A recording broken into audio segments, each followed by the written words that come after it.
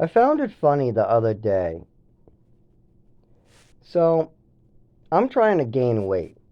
So, when I order something, I like to have add like vitamins, vegetables. I say add veggies to it. A burger, add veggies. A meatloaf, add as many veggies. A meatloaf, we're gonna throw some peppers in there, throw some olives in there, throw a bunch of veggies in there. And people go, "What are you trying to do? Lose weight?" I laugh my freaking ass off because the first thought I have to my head is all those heavy people that are like 260 pounds, 300 pounds.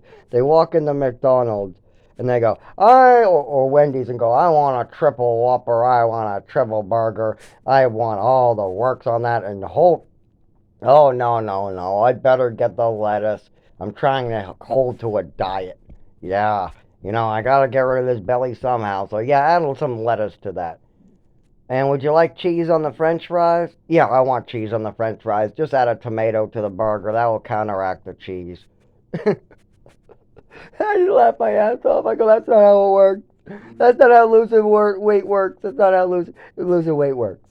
If you're trying to gain weight without having a heart attack, then okay, lose the cheese, eat as many vegetables on that burger as possible. You're adding calories with vitamins, minerals that might be good for your body. So if you're trying to gain weight and you're going to eat a lot of fat and protein, it's probably a good idea to have quite a bit of that protein and a lot of that food be vegetables. And if you gotta force down food and you gotta add calories, why not add those calories in veggies? So I'll do that all the time. I'll add piles of veggies to everything I eat. Even when I made a waffle, the damn waffle had cranberries and sausage in there. I threw some raisins in there. I've thrown everything I mean, anything that I could stomach in there. I throw pizza, I'm sorry, not pizza. I throw spinach with my egg. I was thinking of quiche. I don't know why I pictured a quiche as pizza, but I kind of just just add some veggies to it. But I had a nickel right in my mouth, sorry. Just spit it out. Not great for my nervous system, and I don't need any right now. Got plenty of patches next to me I might switch out. Those lozenges aren't bad. But back to the point. So you got a lot of these people who want to lose weight by adding veggies to their double whopper, or they want to add it to their meatloaf, or they're getting a pizza and they go, make it a Greek pizza. Yeah, oh yeah, I'm on a diet. Make it a Greek pizza. Unless you're choosing a Greek pizza over a meat lovers, you're not going to lose weight ordering a Greek pizza. You might as well just order the cheese pizza. I'm not even kidding. If you order a cheese pizza instead of a Greek pizza, you're more likely to lose weight than adding calories to a pizza. But if you're like me and you're trying to gain weight, trying to consume as many calories as possible, but you're not good at it. You're not good at eating. Your stomach is just doesn't take greasy, fatty foods. It doesn't take tomatoes. It doesn't take very heavy lactose amounts. I can do like a little bit of cheese, and so pizza's fine. But when I ate a whole pizza, I shit my brains out the next day. I found that out the hard way multiple times during childhood. Boy, does it look good. Haven't eaten in a while. My meds are screwing my stomach. Oh, yeah, it smells good. And I just can't stop. Some of the meds make me hungry, some don't. I was really bad during childhood. So I learned my lesson, and I had no idea what was going on. If I drink 2 full glasses of milk, I get very gassy and shitty. And when I eat a whole pizza, I get the same. When I eat pork, the same happens. But yet, small doses, like 1 piece of bacon, I do okay. If I have cheese on a sandwich, I do okay. And if I pour a little milk into something like eggs, I do okay. That later, after talking to doctors, I realized I'm not lactose intolerant, but I do get gas and diarrhea from lactose, what is very common, what I didn't know. And as far as the pork, my stomach and body can't digest pork properly, and that's what that is. And that was very interesting to learn. But to gain weight, you kind of need your stomach to work good, something I don't have. So, what are some little tricks I can do? I can add some fat to my bread. I can try to add crap loads of vegetables to everything I eat. I can try to add things maybe with like really high levels of healthy fats, like avocados, if I can sneak it in the stuff. Like I like salsa. I don't really like guacamole that much, but if I take a piece of a chip and I put half guacamole, half salsa, and eat it that way, it's pretty damn good. So I just grab some avocados, mash them up, get some nice little tortilla chips, fry them in a little tiny bit of fat like lard. Take that, put the avocado on top, put the salsa on top, and now instead of having a chip, I've now had a fat chip with salsa and guacamole. That's if I eat 100 of those in a row, okay. Now we're talking. That's better than a bag of chips. That's better than eating a bag of Lay's potato chips. And I haven't bought a bag of Lay's. Oh my God, Dave, what, 4 years since I bought a bag of any chips? I think the last chip I bought was those like vanilla wafers. That was the closest thing to a chip I ever got. I buy a lot of saltines, lots of no salt or salt saltines. I make my own from corn tortillas and flour tortillas, and I use my own vegetables, trying to preserve them in different ways so they last a month. Fruits, same, but fruits have a lot of sugar. What I don't mind, I'm trying to gain weight, so I'm not worried about sugar now that I have no teeth. But with the teeth, I used to have seizures and falls and couldn't use my legs or talk as well if I was getting sharp electrical signals in through my teeth. Now that I have no teeth, sugar really isn't that much of a problem. Actually, as of 3 years ago, I think I went on like a sugar strike for quite a long time. Last time I really was eating sugar was 19, maybe.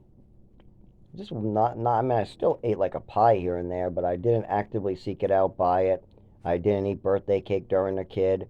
I always wanted a birthday pie, and even then, I just couldn't really eat much of it. I was always a cookie monster, but at the age of 19, 20, I slowed down on the cookies, and even if I did have a cookie, it sometimes became a problem if I wasn't laying down or sitting in the dark or sitting there quietly and no noise.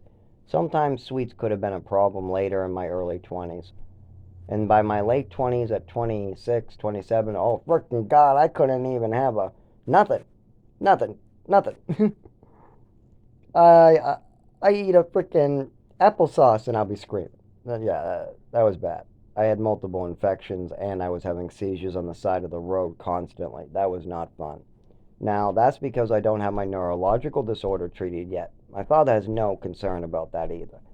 This has been mentioned to him by doctors and people. It's been mentioned in 100 different ways. I'm trying to explain to him what these doctors were talking about in the beginning before my mother started acting crazy with the doctors.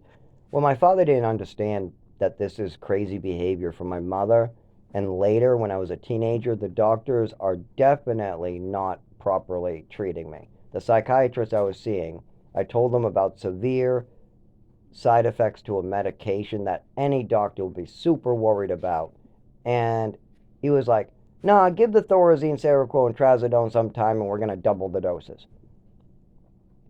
I just told the doctor I can't sleep because my chest is pounding. I feel like I might die. I have a fear feeling coming into me. I feel really down. And when I wake up the next morning, I'm hungover and nauseous from the medication. Give it some time after multiple years on it. Double the dose. I should have known at that age, but 16-year-olds don't know what doctors are like. I didn't know that the guy was playing me. And my mother was playing me too. She was the one calling and trying to get these doctors to act like this. I didn't know that. And my father, he stayed out of it. He helped her with it. And I don't think he has any. I don't think he's ever been fucked by a doctor. I don't think he's had regular care and then shitty care. I think my father got good care from his doctors for his entire life. Because this is a pretty new phenomenon where a good percentage of the doctors don't know their asses from their elbows and want to push drugs. I think before that it was just like shock your kid's brain with electrodes and stick an ice pick in there. I think that the heavy druggings came in about what, the 70s.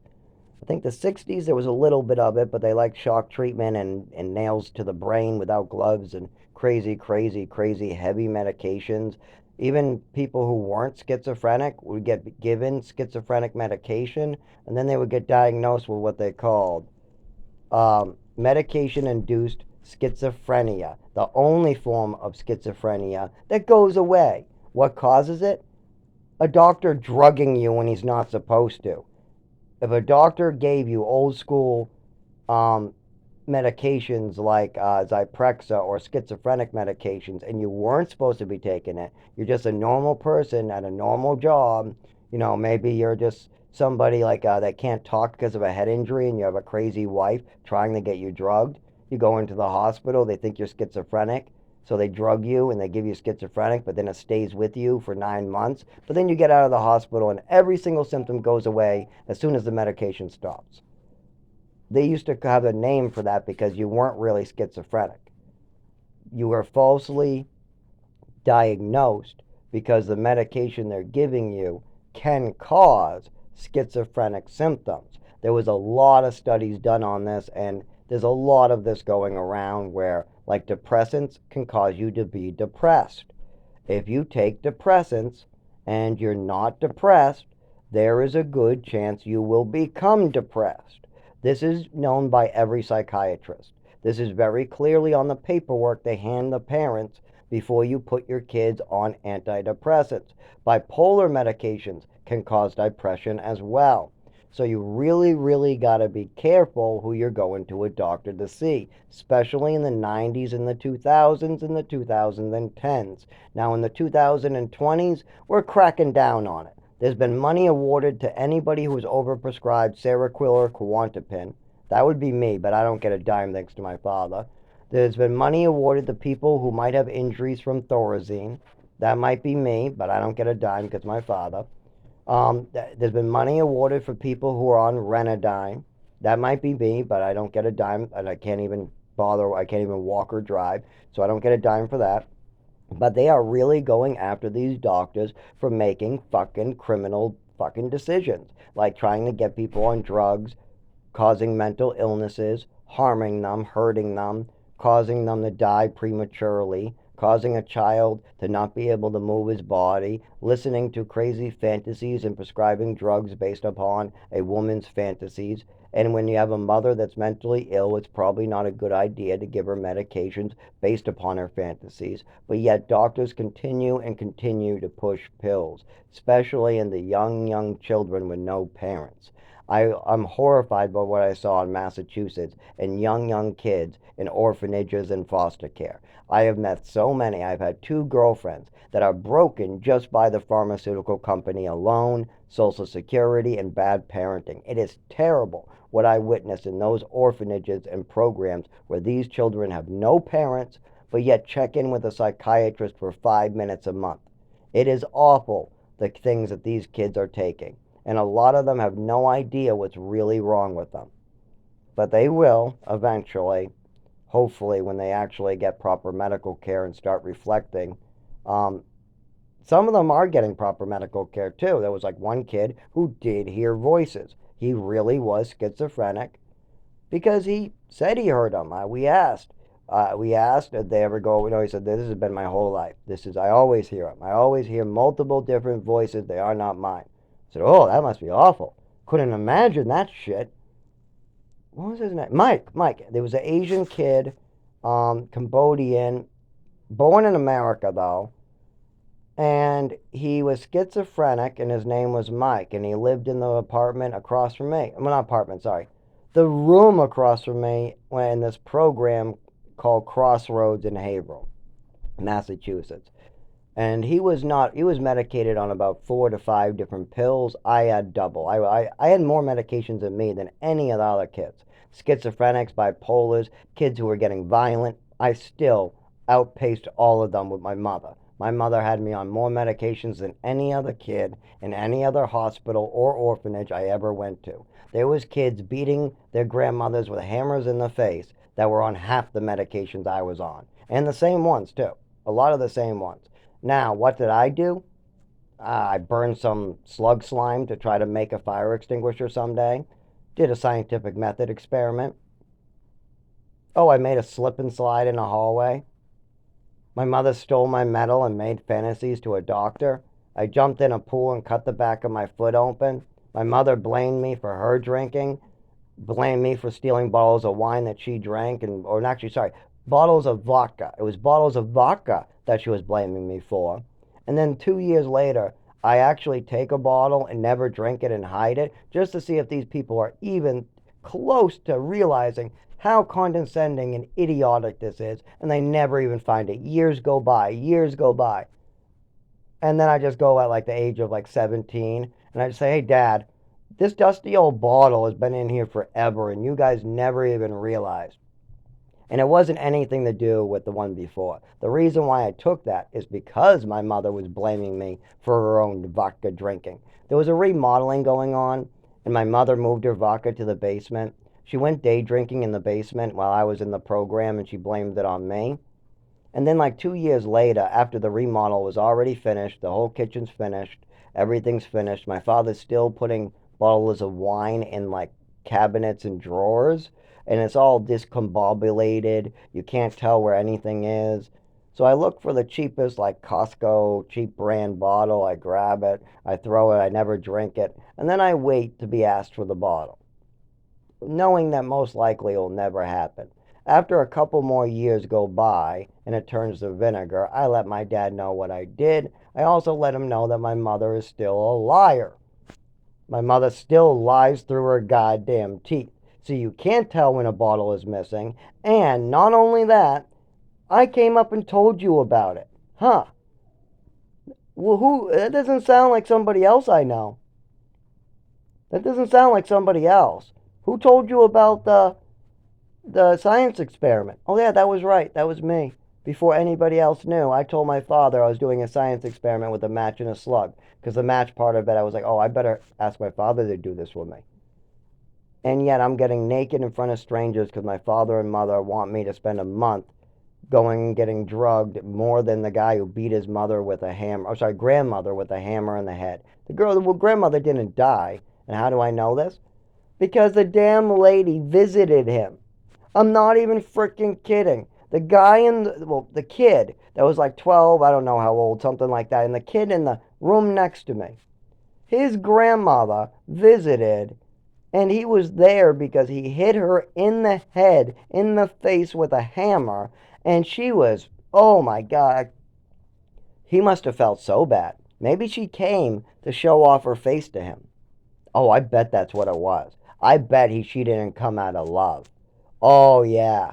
She came to show her injuries off to him. Yeah, 'cause they're in a room by themselves. All you know is she's coming to get him, and you get to see her in the doorway for a second. But you don't get to hear the conversation. Oh, I always thought that maybe it was out of love that she visited. But if somebody hit me in the face with a hammer, I wouldn't be loving them. But she came by. I can't tell. Either she really loved her grandson or she really hated her grandson and wanted to rub stuff in. One or the other. And seeing as he was heavily medicated and flipping out all the time, whatever was going on in his household must have sucked. I'm glad they didn't put me with that kid, but I've had some bad ones. Because these are bad, bad kids. And I'm on. My parents got me. I'm just helpless. I'm drugged up and drooling while these crazy murderous kids are running around. And I'm having to get naked and do squats, butt naked. I mean, butt, no socks, nothing, in front of these staff members, not nurses. Remember, this is a Lowell treatment center, and a lot of these are interns who are 23, 24. And the older nurses or staff members, they have seniority and they stay in a little boxed office. They do not do the searches at 9 whatever when the parents come by. They do not make you strip, none of it. But there was one 30, I would say 30 to just 40, let's say 35 to 40-year-old staff member. He looked a little scruffy, dark black hair, heavy set. And he was just like, Zach, you never bring it. Just get the hell out. I don't want to see anything. No, no, no. You're in your underwear. I don't care. Put your clothes back on. You're all set. You never try that, ain't you? Uh, and I was like, thank God, one out of like I don't even know, 20 naked searches. At least one, I only had to get to my underwear, and then there was one where I was naked squatting, and the guy put on gloves and told me I wasn't spreading my cheeks enough, and he had to take a look to make sure I wasn't hiding anything in my crack. That is so disgusting. These people are fucked up. Who puts their children through this shit? For burning a slug slime, doing a science experiment. I mean, my father was told that I wasn't hurting anybody. I wasn't trying to hurt anybody. I just wanted to know if slug slime could be a great fire repellent. Maybe one day we could make a jacket out of the slugs. And that was what I thought about at first. And then I thought maybe a spray, maybe a fire extinguisher spray with the slime.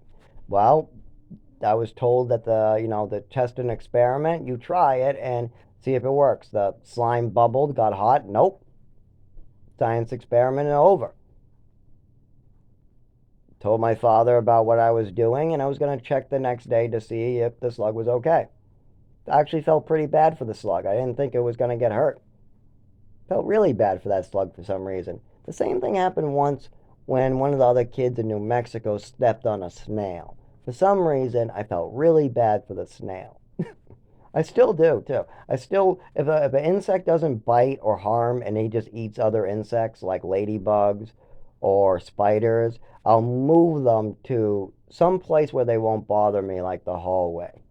Yeah, live in the hallway, live outside. Most of the time it's outside out a window. That's usually my go-to. Just outside, outside, outside, outside. But a couple of them been flying around and I couldn't get them outside, so I had to get them into the hallway. Now you could slap them and kill them like I do with mosquitoes, but why? It's a ladybug flying. I can get that. I'm pretty sure I can get him out the house a lot easier than killing him. I'm pretty sure I can get him outside much easier than killing. And believe it or not, creatures like cats, animals, squirrels, actually even possums, ladybugs, stink bugs, uh, daddy longlegs, praying mantises, stick bugs, squirrels, chipmunks, even a fox, a bunch of dogs and cats. Somehow, they'll come right up to me, like if I'm pulling out a stick, like my stick or my newspaper. They'll just come right up to me, not run away, and they'll walk with me without flying off, and they go right outside when I tell them to. When I tell them to, I just give them a tap with the end of my finger very lightly, and they fly off away from me. I've had much better luck with that. Actually, when I was age 7, or maybe I was age 5 or 6, I was outside playing with a bunch of flowers in Westford with bees everywhere. And a bee was around my head, and for some reason I didn't get afraid. I just stuck out my hand, and the bee landed on my hand. Yes, I just stuck out my hand. There's flowers all over the place. I'm not a flower, but I just stick out my hand, trying to stay still, and it lands on directly in the middle of my hand, almost like it knew I was telling please land on my hand. Um, then I guess, scared because it felt like my middle of my hand got hot or got stung, but I didn't get stung. I was just very scared, and maybe it just was the pollen too, because it was a little fuzzy on the hand. It scared the crap out of me that it actually landed and kind of looked at me on my hand. And then it flew off. No sting, but I did go inside screaming, Mom, I think it stung me on my hand. My hand feels different. There was a bee that went up my pants one time that I tried to kill. He did sting me. He stung me right in my upper crotch. Yup, he went up my pants, and instead of waiting for him to leave, I slapped, and oh no. Yup. And that's why I like boxers. Much fucking harder for anything to crawl up there. Where are they gonna go? No, no, no. Briefs and boxers give you a little more hardness to the leg. No bugs are crawling up in there. No, not when you're wearing tight briefs that are in boxer shape. Or boxers help too, but they're not as tight. But yes, it keeps things from getting above, like too far above the thigh. That's definitely true. And when you're living outdoors like I did most of my life, it's probably a good idea not to have anything crawl up your leg. And with my neurological disorder and the numbness of the skin, I realized too late that things are crawling on me. Way too freaking late. I find out, don't get me wrong, I do find out. But sometimes it's because I see it, not because I feel it. And I guess I got to put this one in the book because the time the bee landed on my hand, I got a million times animals have done weird stuff where they've just flown or come up to me. I just stood there. They go on my shoulder, my hand, somewhere. They come up and look at me, make a noise, and just like almost, and then they walk away like they want me to follow them, or they stop and want me, or they want to come up. And I got like 6 cats right now that come up to me. I got a bunch of bugs that want to hang out with me. Praying man, I'm not kidding. Last year there was a praying mantis. Yeah, he decided to move from a bush onto my shoulder. I don't even know how he got there. I saw him on a bush 1 minute, then I come out an hour later and he's on my shoulder. I'm like, okay, don't stab me in the neck, please. Please, yeah, here's my finger. Get up, get up, get up, get up. Yeah, yes, yes, I don't need a praying mantis buddy on my shoulder. Thank you very much. Yep, but I don't need you. Yep, go back in the bush, please. Yeah, those pricks on your hand, that might hurt my neck. Just please. I don't need a buddy. I don't need a bug buddy. I don't like bugs. Yep, yep. I tolerate you. I don't like you. Yep, I tolerate you. I don't like you. But if you're a ladybug, stink bug, praying mantis, stick bug, or any bug that's gonna kill those goddamn scabies, bed bugs, mosquitoes, gnats, if you're gonna kill the shitty bugs, you get points in my book, okay? If you're gonna let my crops grow, kill the bloodsuckers, and do nothing but stare at me and stay away from me, okay.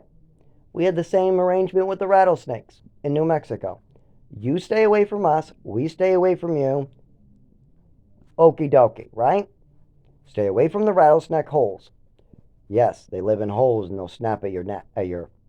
Stay away from the rattlesnake holes. Stay away from the bugs that are evil and things like that. And you are good. And let the good bugs kill the evil bugs. Just stay away from all of them. They come up to you, take your hand, let it crawl on your hand, put them on a bush. Now leave me alone. And nothing happens. I've had, I don't know, 2,000 bug interactions with all different species, and I've not got bit, stung, or anything. Unless you go to kill them, or if they're a bloodsucker, or if they're a bad bug. Like a bed bug. They can die. They can get sprayed. I don't care. I see you, and I'm getting the nuclear frickin' arms out. I hate that shit. Mosquitoes? Fuck that. Electrocute them. Disease spreaders. Ugh. But when's the last time you heard of a praying mantis spreading disease? When's the last time a praying mantis got into your bed and said, I want to come in bed with you? They don't bother us. We don't need to kill them. And honestly, I wish we had a lot more. I don't see them often enough anymore. When I was a kid in New Mexico, Maine, Massachusetts, there was a lot more. Now in Massachusetts, Maine, it's just not as often. Where I am in Rochester, I live in the jungle. I live deep in the woods. I'm surrounded by animals. I got foxes coming up to say hi to me, and I got cats that coming up to say hi to me. And the foxes eat the cats, and the cats eat the foxes. I'm not even kidding. There's some big cats around here. And then we also have bobcats that eat the smaller cats and the house cats. So, and then sometimes the bobcats fight the foxes. And I'm part of a ring camera community where we keep track of all the black bears, coyotes. Somebody said they spotted a wolf, but I think it's just a big coyote. But yeah, there's a black bear family running around here, and there's a couple people trying to shoot it. Um, One person did kill one of them, and Yeah, we're not going to talk about the bodies that was in the back of his vehicle that he needed ice from my store for. 10 bags of ice, I'm asking questions, especially when you tell me there's a body in your trunk. You need 10 bags of ice? Sure thing. They're only like 2.96. Sure, I got you. What? What? Oh, you mean you got a body in the back of your car, and that's why you need the ice, not a party? Oh, what type of body? Oh, a bear body. You're a hunter. Oh, oh, okay. What type of thing did you catch? A bear. No wonder why you needed 10 bags of ice. Jeez. Can I see what a dead bear looks like? Well, I had to chop it up into pieces. I got the head and the paws. I almost want to puke. You cut off its paws and its head. Well, you gotta keep the head and the paws. Oh, okay. And do I even want to know what you do with the torso? Oh, yeah, I'm not going to ask that question. Yeah. Let's not ask this guy what they do with the bear torso after they cut off the paws and head. Here's your ice buddy. I've seen enough. Have fun. I don't need to see any more dead body parts, okay? Are you sure? Come on. You only got to see the paw. I'm telling you, the head's in the. I'm all right. I'm all right. I see plastic bags of bloody paws. I can make out the paw. I can make out that these are bear parts. I don't need to know how many heads you got in your trunk. I'm good. I thought you were joking. I thought this was gonna be a joke. I got plenty of security here. They let me carry tasers and all different types of cool stuff, so I'm not worried about you jumping me. But I don't want to see nobody's head. I don't want to. I'm gonna go home tonight. I don't need the police questioning me about some guy's head that I found. No, no. I see the bear paw. I see the other bear paw. It's gross. It's bloody. Have fun with your 10 bags of ice.